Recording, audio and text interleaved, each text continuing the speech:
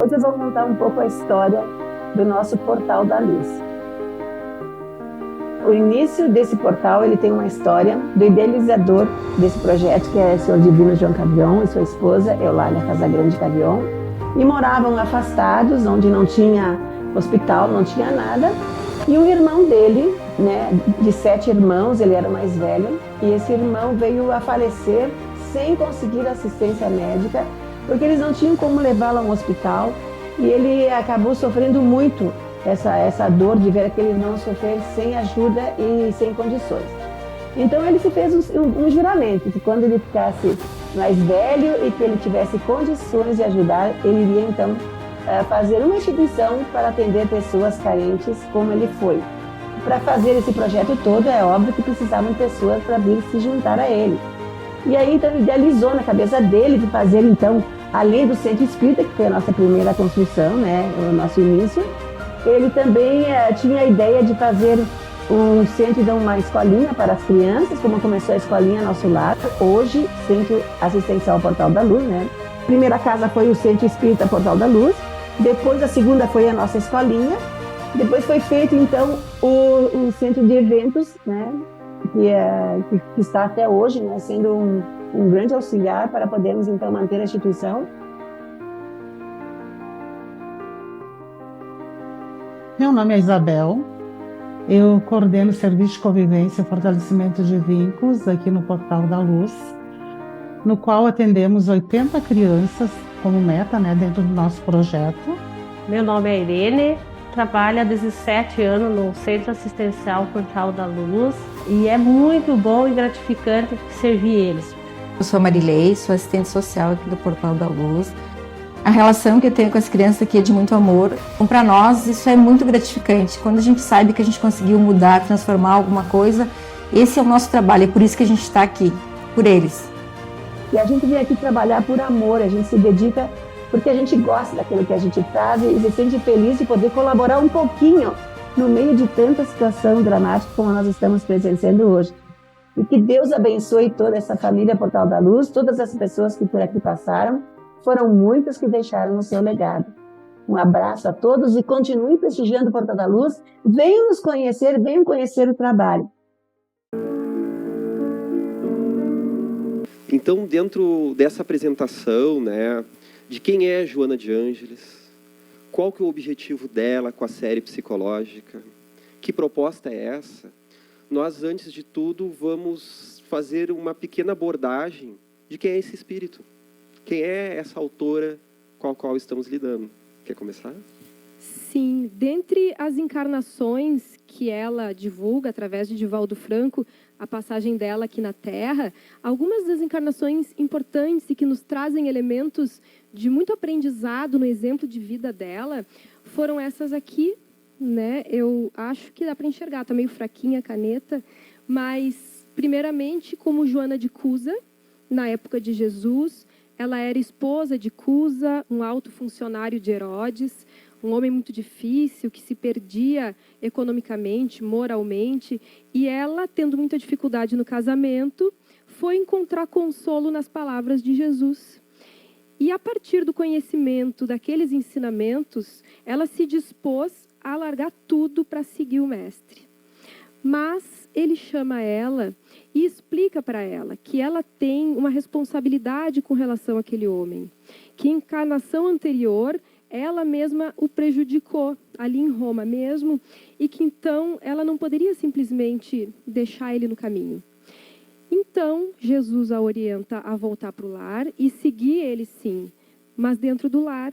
E ela segue então amando o esposo como se fosse filho, suportando aquelas dificuldades que ele trazia para dentro do lar, mas procurando firmar a visão em cima dos aspectos positivos e não dos negativos, e permanece até o desencarne dele, sem buscar aventuras extraconjugais, se mantendo fiel àquela proposta. E quando, então, ele desencarna, ela passa a cuidar das crianças de outras mães, para poder sobreviver. Ela não perde aquela condição de patrícia, mas então ela acaba não tendo mais os recursos da nobreza, né? E ela vem a interceder por Jesus junto a Cláudia, esposa de Pôncio Pilatos. Elas eram amigas E ela pede ajuda para que Jesus não seja condenado. E é interessante que Cláudia tem um sonho onde ela escuta uma voz dizer para ela que avisasse o marido que não se metesse com aquele homem. E ela fala para Pôncio Pilatos isso, mas no final das contas a gente sabe como é que a história tem continuidade. Mas então Joana de Cusa tem esse importante papel. Ela também é uma das mulheres que vão até o sepulcro e o encontram vazio depois da crucificação de Jesus. Então ela aparece na Bíblia nesses momentos, né? O casal tem 2 filhos. Divaldo era o mais velho e Nilson de Souza o mais novo. Quando Joana de Cusa já está mais idosa, ela é presa e condenada, e vai ela e o filho mais moço para... Como é que chama, que me fugiu o termo? Para a arena, onde eles eram queimados. E aí, aquele vozerio do povo enlouquecido, né, com aquelas torturas, aquelas coisas horrorosas, eles gritando para que ela abjure Jesus, o filho apanhando, ele sendo agredido, começa a gritar para a mãe que nós perdemos, abjura de uma vez, e aí ela chora nesse momento e pede que o filho se cale, porque Jesus não desdenhou o sofrimento e ele que não precisava passar por aquelas dificuldades, então que eles soubessem passar na hora do testemunho, né? E aí, quando as chamas envolvem o corpo dela, o executor faz uma última piadinha e diz assim, só isso que o teu mestre te ensinou, ele te ensinou a morrer? E ela diz assim, não só a morrer, mas também a vos amar. Ela desencarna, então, nesse momento, dando esse grande testemunho até na hora mais derradeira. E ela é recepcionada pelo próprio Jesus, né? Isso. Que coloca as mãos no ombro dela e pergunta à mulher, por que choras, né?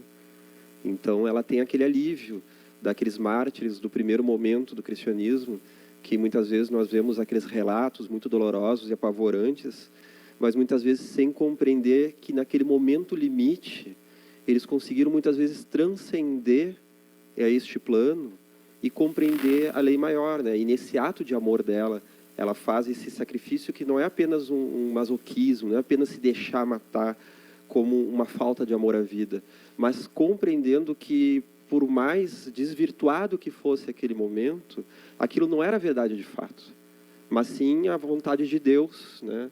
Compreendendo a evolução da alma, a vida após a morte. E não por acaso o Nilson de Souza, que foi aquele grande amigo do Divaldo, que desencarnou também há poucos anos, um grande trabalhador da Mansão do Caminho, ele relatava que até mesmo nessa própria encarnação, essa última encarnação, ele tinha fobia de fogo, devido a este momento em que os 2 foram queimados e a Joana estava transcendendo, estava conseguindo se desligar e ele estava apavorado, né? Então ele ficou gravado no seu inconsciente aquele momento e durante essa vida ele foi se desligando, dessa última vida agora, ele foi se desligando deste medo. Um dado importante também de Joana de Cusa, ela ajudava a custear as atividades de Jesus.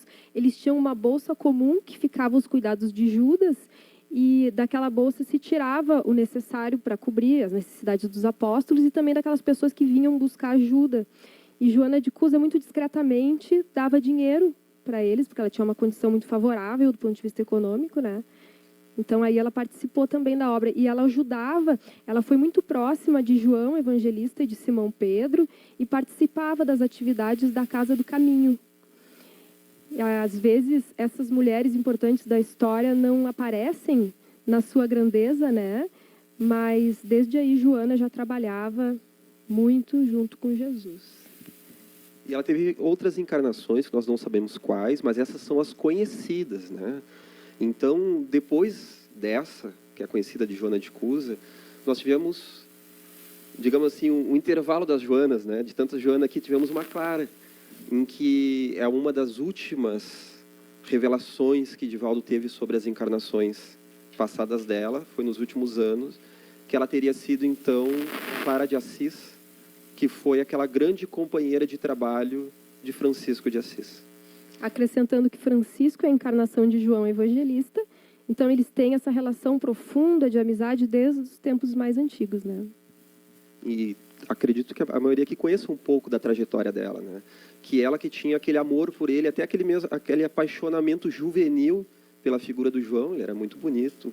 No Francisco, né? A reencarnação de João, ele era muito bonito, um rapaz formidável, era, digamos assim, um dos líderes da juventude da sua época, que passa por aquela transformação profunda, em que o seu self, o seu eu maior, como a gente vai estudar durante o curso, se impõe, e aquela consciência desperta, chamando todo o povo de Assis, toda a Europa medieval, o Ocidente e, por final, ao longo dos séculos, o mundo, a uma reflexão transcendente acerca dos ensinamentos do Cristo, para que não ficasse mal interpretado com aquele poder da Igreja, pela a sede do ouro, pela Inquisição, pelas cruzadas, né, onde se acreditava que defender Cristo era defender isso a golpe de espada. E neste momento nós sabemos que ele está reencarnado, não apenas ele, mas com 200 companheiros que vieram reencarnar junto a ele, que são os primeiros franciscanos, e ela também é um espírito que veio desempenhar esse papel junto com ele, tanto que ela dá início à Ordem das Clarissas, ou seja, ela repete no mundo feminino aquilo que ele estava trabalhando com os jovens, com os homens. E ela então passa por esse tipo de amor sublimado, em que ela acompanha, ela se une a ele de uma forma diferente, né? A irmã Clara tem uma certa resistência a assumir essa liderança, quando Francisco solicita que ela possa, então, reunir essas mulheres também que se propõem a seguir. E só que aí, na insistência dele, então, ela aceita, mas ela mantém o hábito, durante toda a sua vida, de lavar e beijar os pés das discípulas. E assim ela, então, assume a liderança desse grupo, né? E vejamos, né, a capacidade dessa mulher, que ela deu o último grande ensinamento da vida de Francisco de Assis.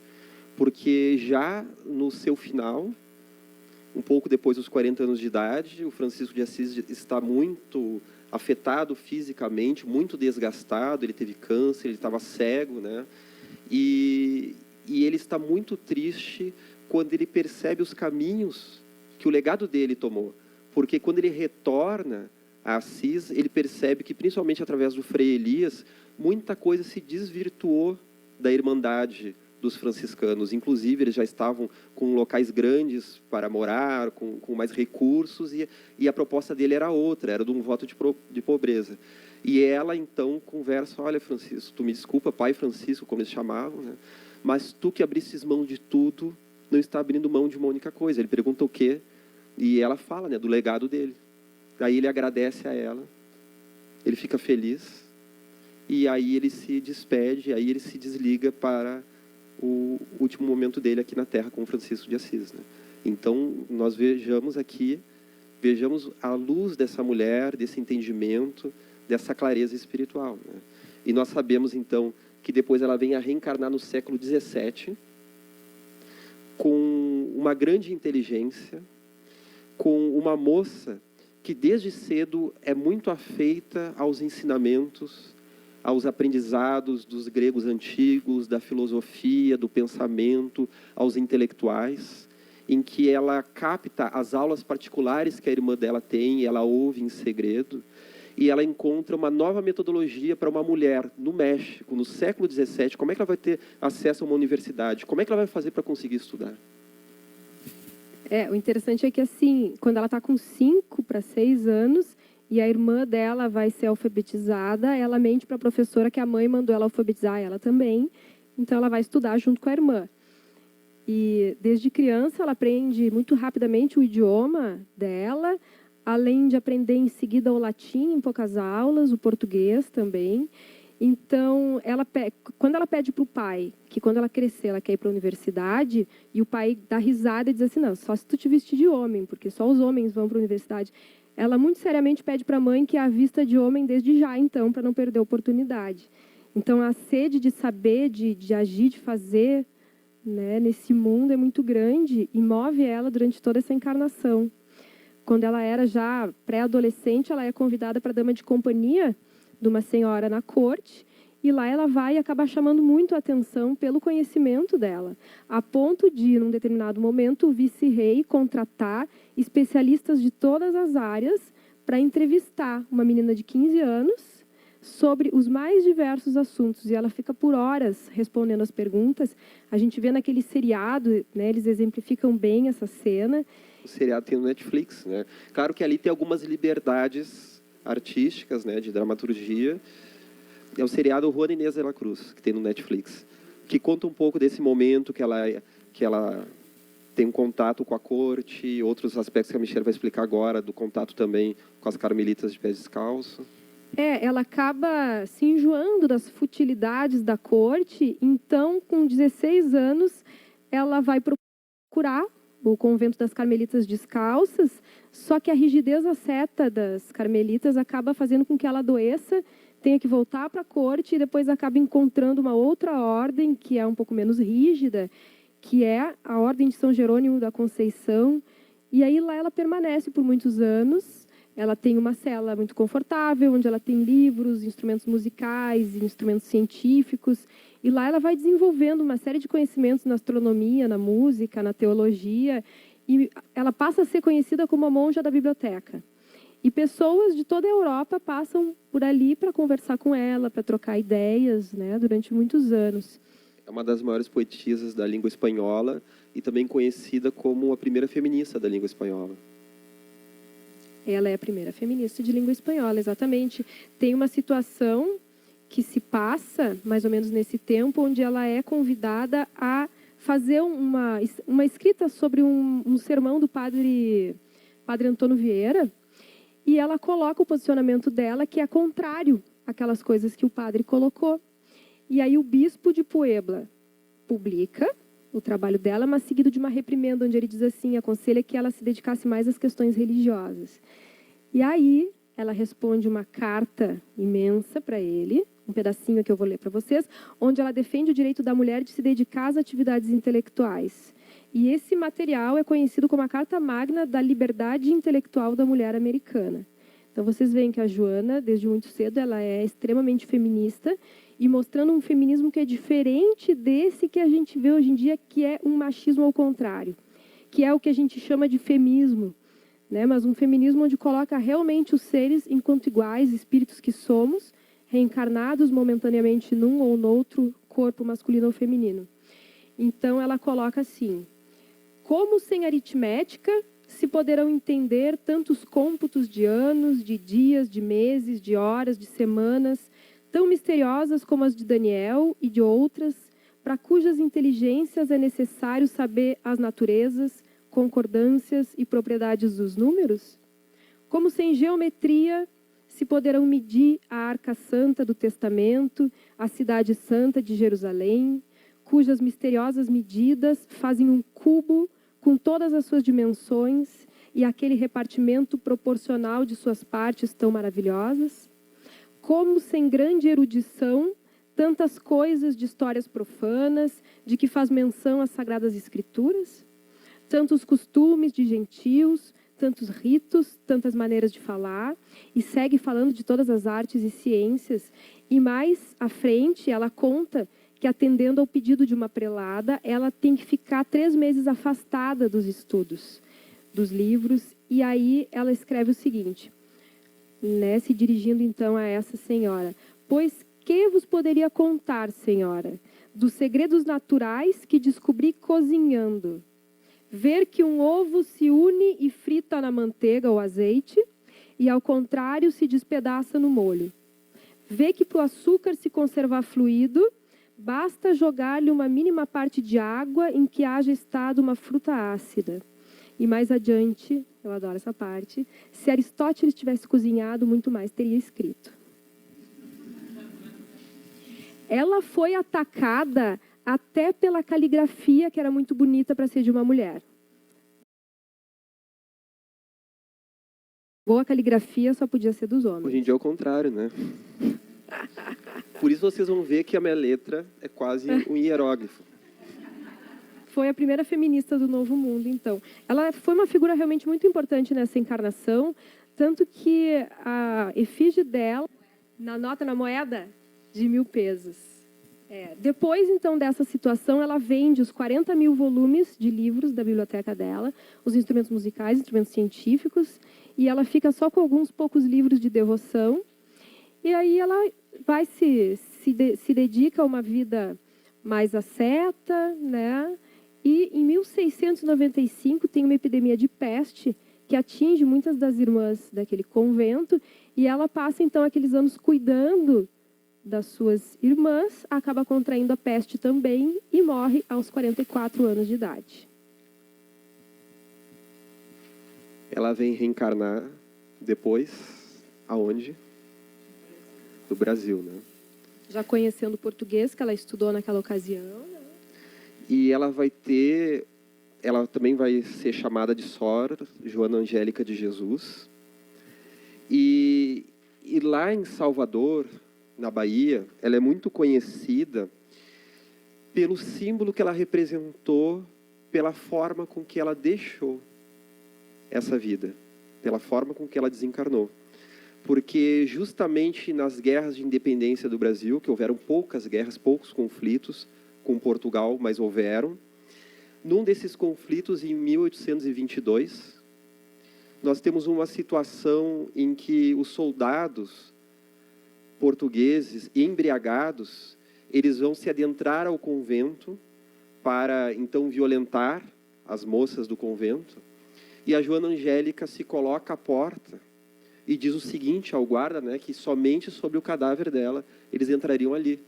E ele, de pronto, concretiza isso através de um golpe de baioneta, que baioneta é aquela espécie de lança que fica na ponta do rifle. E quando ela morre, eles ficam chocados também, os guardas, e eles desistem, então, de entrar. E ela acabou se eternizando na história como uma heroína, então, da independência do Brasil, como uma mártir.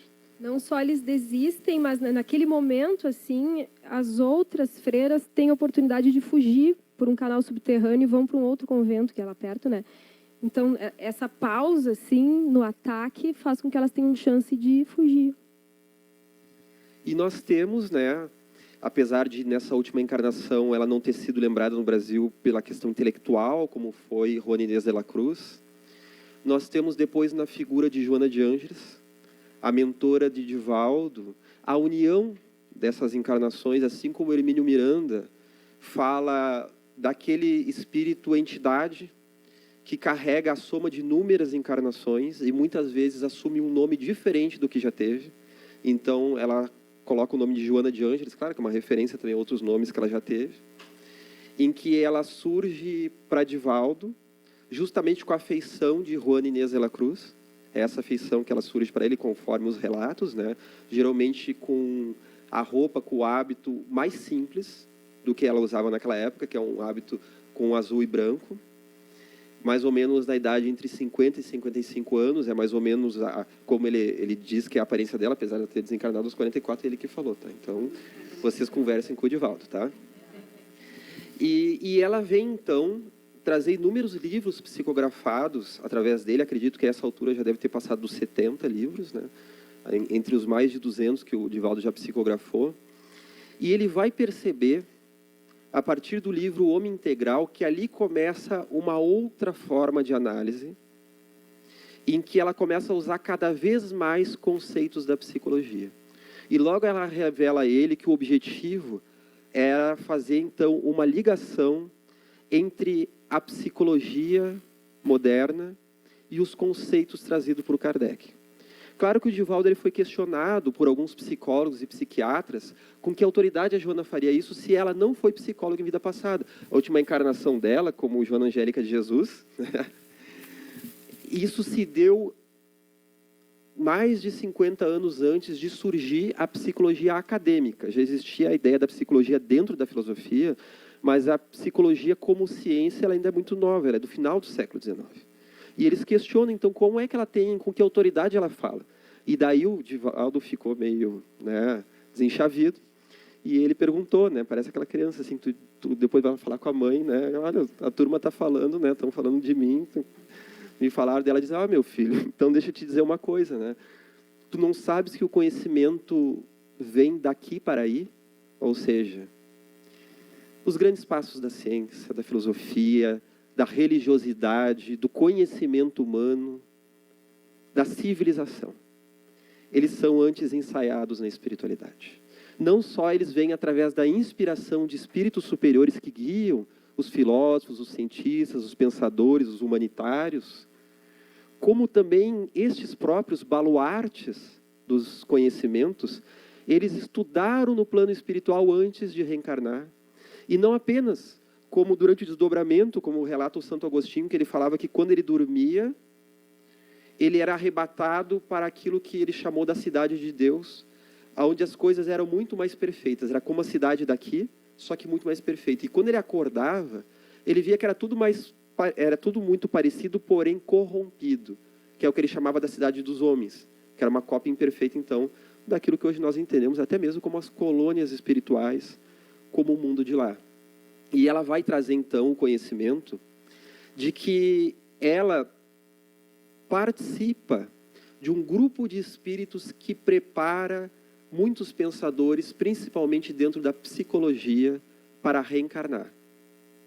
Quem são esses pensadores? O único que ela revelou, que eu sei até então, é que ela participou do processo reencarnatório do Carl Gustav Jung, que foi um dos grandes pais da psicologia, companheiro, então, de Freud, e depois eles vieram a cindir essa amizade, esse companheirismo, né, que ficou famoso, essa rixa entre eles. E não apenas ela preparou a encarnação dele, como ela foi a primeira a puxar as orelhas dele quando ele volta ao plano espiritual, porque ela diz, então, que todos esses psicólogos, quando eles retornam ao plano espiritual, eles fazem, então, um apanhado de tudo aquilo que eles conseguiram realizar, o que é bastante coisa, mas também eles fazem um apanhado daqueles pontos onde eles não alcançaram.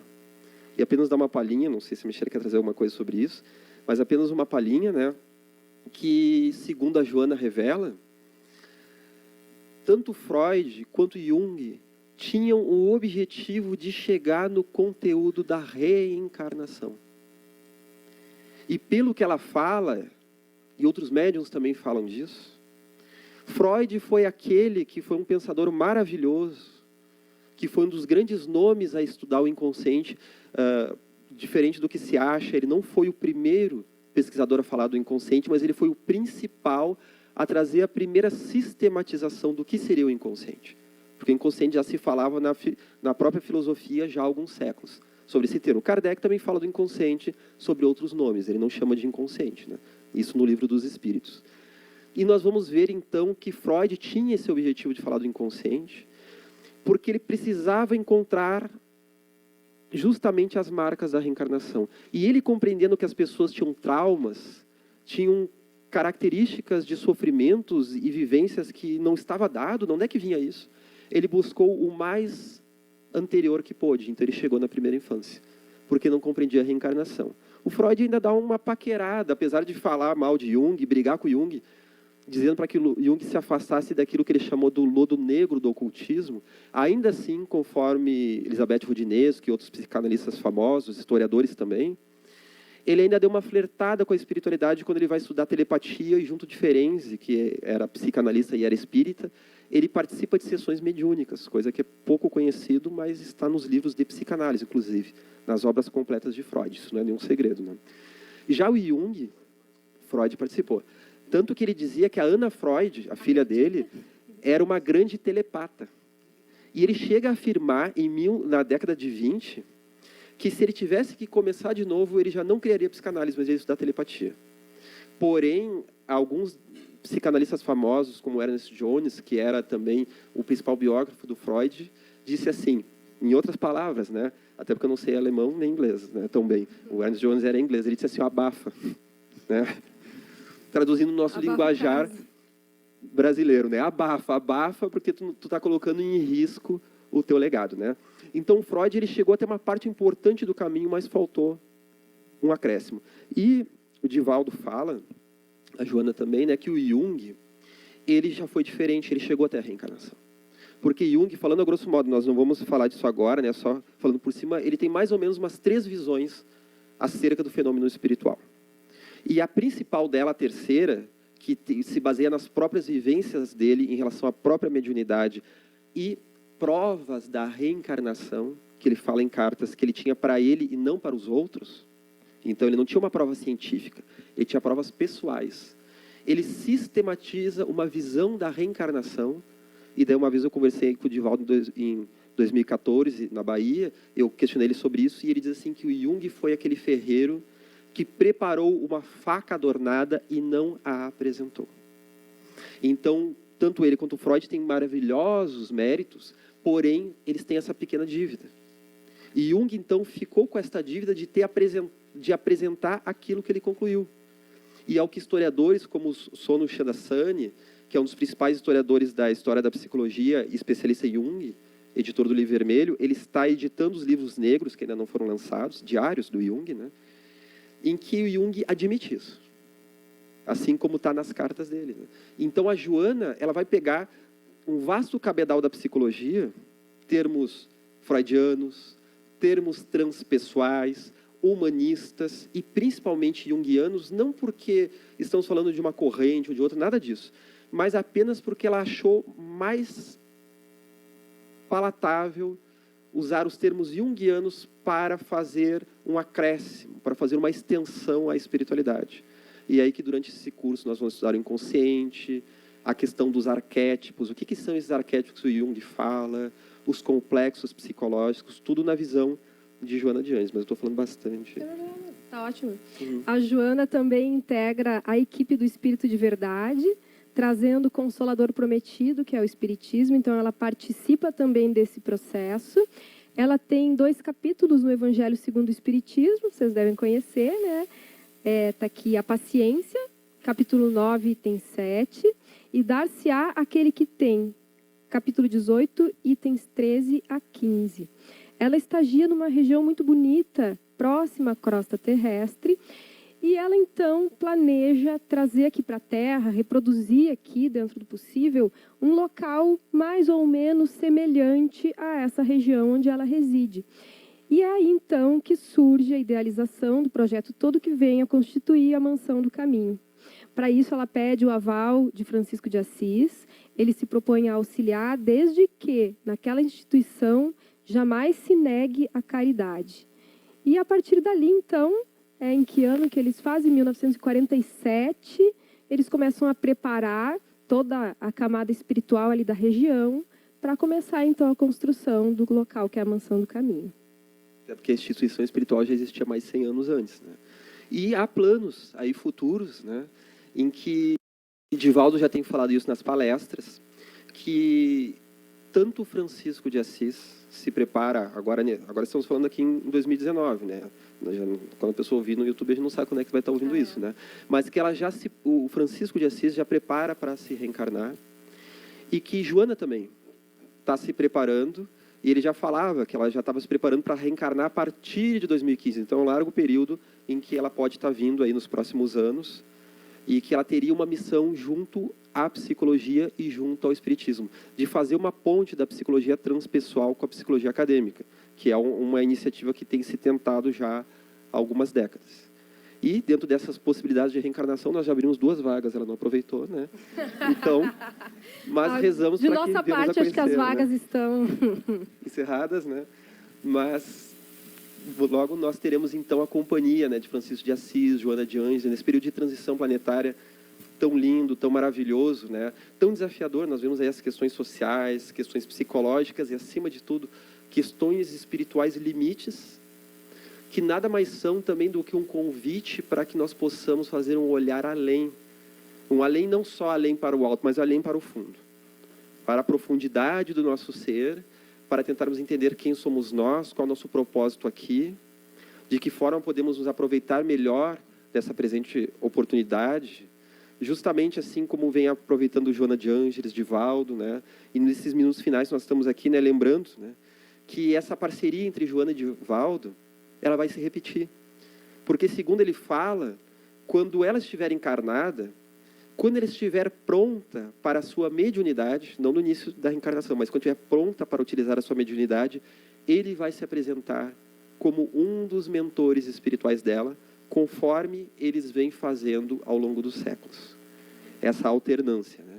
Porque ela é justamente aquele espírito que surge para ele já na infância como um facho de luz. Ele demora para ver o rosto dela, para receber o nome, né? Então ele chega até um dia a questionar o Chico Xavier. O Divaldo já era conhecido, já psicografava, já tinha uma mediunidade bem conhecida, já era um grande trabalhador da caridade. E na sua amizade com o Chico, um dia ele pergunta, e daí o Chico diz que não era apto, né, a revelar o nome, mas dá algumas dicas a ele. E quando ela fala, né, pela primeira vez o nome Joana, diz ele que ficou decepcionado, né, que ele queria um nome bonito, um nome pomposo. Né, dele, Joana, é um nome tão comum, mas aos poucos ele foi vendo a grandiosidade desse espírito e, conforme ele relata, a bondade.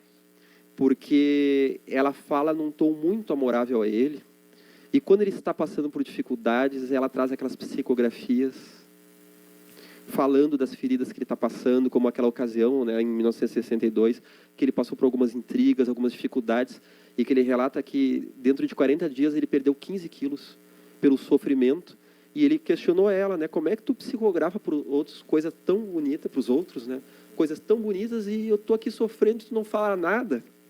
E a mentora espiritual é assim que funciona, né, vocês não sabem. E daí ela diz assim, bom, mas eu estou escrevendo através de ti. Quando eu falo tu, é tu mesmo. Se tu publica é porque tu queres, né? Mas é para ti que eu estou falando. E daí ele vai buscar as mensagens, depois que vieram a compor o livro Mestre de Amor, que é o primeiro livro do Divaldo, com as psicografias daquele período inicial, aonde durante alguns anos ele psicografou inúmeras mensagens, e ao final ela mandou ele jogar tudo fora, porque era um exercício, né? Então ela deixou ele salvar apenas 80, que vem compor esse livro Mestre de Amor. E ali, lendo aqueles livros, ele foi encontrando o auto-perdão, a cura, a fortaleza moral para suportar as dificuldades que ele precisava passar. E acredito que essa força moral que todos nós aqui estamos buscando, né? Nós aqui os professores, nós aqui os alunos, os companheiros que assistem de casa, e essa falange maravilhosa que aqui na Associação Médico Espírita tem nos acompanhado, a equipe de Bezerra de Menezes nos protegendo, as equipes de Joana nos inspirando, nos auxiliando para persistirmos nessa caminhada de renúncia. Dentro desse linguajar de Joana, que conforme ela já colocou, né, aquele linguajar que muitas vezes, né, já questionaram a Divaldo que Joana de Ângeles é tão difícil, por que ela não facilita um pouco a forma de escrever? Ele levando ela ao questionamento, mais uma vez, né? Ela responde... Vamos estudar português. Que espiritismo também é cultura, né? Justamente isso. Ela diz, vamos elevar o nível da criatura, né? E não rebaixar um linguajar mais chulo, na gíria e tal. Então, que a gente se esforce por nos levarmos à compreensão dela. E uma última coisa que eu estava te aguardando para poder falar, esse grupo aqui, né, de onde é que nasceu o nosso estudo? Há 20 anos atrás, o Gelson, nosso coordenador querido aqui desse trabalho, começou a organizar um roteiro de estudos, buscando essa união entre a saúde mental e a espiritualidade, e aí ele recebe uma mensagem da Joana, através de Divaldo Franco, dando aval para o início da realização desse trabalho. E a partir daí, então, começam a se formar os grupos de estudo de Joana de Ângeles, que depois vão se espalhando pelo país, e hoje em dia o Gelson tem reuniões, de vez em quando, com o Divaldo, para organizar, sistematizar, para que a gente tenha mais ou menos um esquema organizado do estudo da psicologia de Joana de Ângeles no nosso país e aonde puder chegar. Um último detalhe organizacional, para finalizar, né? Já a partir da próxima aula, nós vamos enviar pelo WhatsApp o roteiro, se é que já não receberam, o roteiro do ano, em que cada aula, cada conteúdo, cada item, tem ali as leituras indicadas, que são subcapítulos, geralmente dos livros da Joana, de 2 a 3, geralmente, por aí, subcapítulos. E esse roteiro, ele está na descrição do link também no YouTube. Quem está aqui, depois olhar pelo YouTube, quem estiver em casa, que ali vai ter todo o roteiro e a descrição. Até porque esse projeto sistematizado, então, pelo Gelson e os companheiros, né, ele também está disponível na página da Associação Médico Espírita do Rio Grande do Sul, para aqueles que desejam reproduzir o curso nas suas casas espíritas, em outros estados, pelo mundo afora, tem essa possibilidade de copiar ou se inspirar no roteiro utilizado aqui na Associação Médico Espírita do Rio Grande do Sul. Acho que não dá tempo para abrir para perguntas, né? Então vamos encaminhando o nosso encerramento.